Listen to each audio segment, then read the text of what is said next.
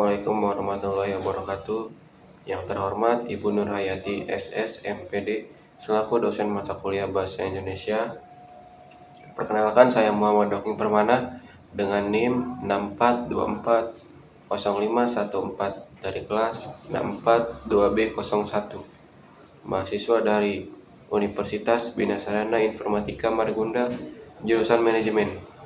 Di kesempatan kali ini saya akan menjelaskan artikel yang saya buat untuk memenuhi proyek mandiri 1 pada mata kuliah Bahasa Indonesia.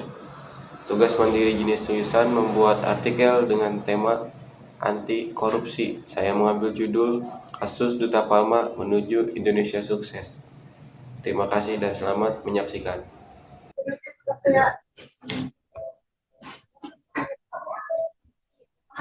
Belakangan ini, publik dikejutkan oleh kasus dugaan korupsi di Duta Palma.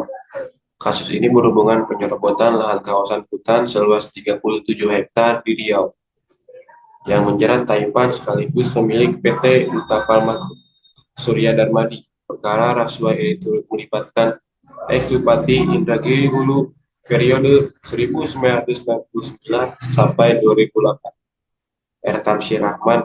Adapun kerugian sebesar 78 triliun itu terdiri dari kerugian negara 4,7 triliun.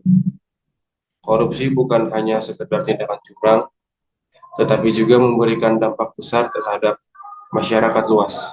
Ketika dana negara disalahgunakan, pembangunan jadi terhambat, layanan publik memburuk, dan kepercayaan masyarakat terhadap pemerintah menurun. Dalam kasus Duta Palma, uang yang seharusnya digunakan untuk memperluas kawasan hutan jadi dirugikan oleh para oknum-oknum yang tidak punya pikiran, sehingga membuat kepercayaan yang telah diberi oleh masyarakat menjadi hilang. Korupsi terjadi karena beberapa faktor, seperti lemahnya pengawasan hutan, kurangnya transparansi, dan adanya kesempatan bagi pihak tertentu untuk menyalahgunakan wewenang. Jika sistem pengawasan dalam suatu perusahaan atau instansi tidak berjalan dengan baik, maka korupsi mudah terjadi. Kasus-kasus ini sangat merugikan negara. Beberapa kasus besar yang pernah terpapar menunjukkan kalau korupsi di perkebunan kelapa sawit tidak cuma melibatkan orang dalam, tapi juga dari pihak luar, termasuk pengusaha dan pejabat negara. Ini membuat pemberantasan korupsi jadi makin rumit karena banyak kepentingan yang disalahgunakan. Sudah banyak pejabat-pejabat yang tertangkap karena korupsi. Tetapi tetap saja banyak kasus-kasus korupsi yang tetap ada. Mungkin dari banyaknya masyarakat, ada yang berpikiran seperti, korupsi di perkebunan sawit, mau urusan pejabat doang, gak ada hubungannya sama kita. Padahal dampaknya langsung kita rasain.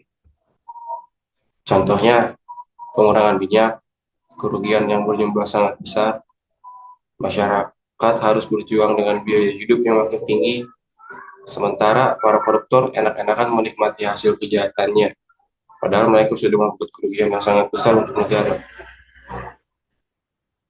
Bayangkan kalau uang triliunan ini dikelola dengan benar, kita bisa punya perkebunan kelapa sawit yang bisa membuat keuntungan untuk negara, kualitas layanan yang lebih baik untuk masyarakat, dan bisa meyakinkan kepercayaan yang telah diberikan oleh masyarakat. Tapi nyatanya, uang itu malah masuk ke kantong orang yang cuma pikiran kepentingan pribadi dan buat bersenang-senang. Oleh karena itu, penting bagi kita semua untuk terus mengawal transparansi, mendukung penegakan hukum yang tegas, dan menanamkan budaya anti korupsi sejak dini. Perubahan tidak akan terjadi jika hanya mengandalkan pemerintah atau aparat hukum saja. Sebagai masyarakat, kita juga punya peran dalam menciptakan lingkungan yang bersih dari korupsi, misalnya dengan berani melaporkan pelanggaran, tidak vermiship terhadap praktik suap, serta memilih pemimpin yang berintegritas. Dan juga kita harus menyuarakan agar pemerintah dapat membuat undang-undang tentang korupsi yang membuat para koruptor takut untuk melakukan tindakan korupsi. Jika kita semua bersatu dan peduli untuk negara, maka harapan untuk Indonesia yang lebih jujur dan adil bukanlah hal yang mustahil. Demikian beberapa hal yang bisa saya sampaikan. Sebelumnya, mohon maaf yang sebesar-besarnya apabila ada kesalahan kata dan kurang lebihnya mohon maaf. Sekian dari saya. Wassalamualaikum warahmatullahi wabarakatuh.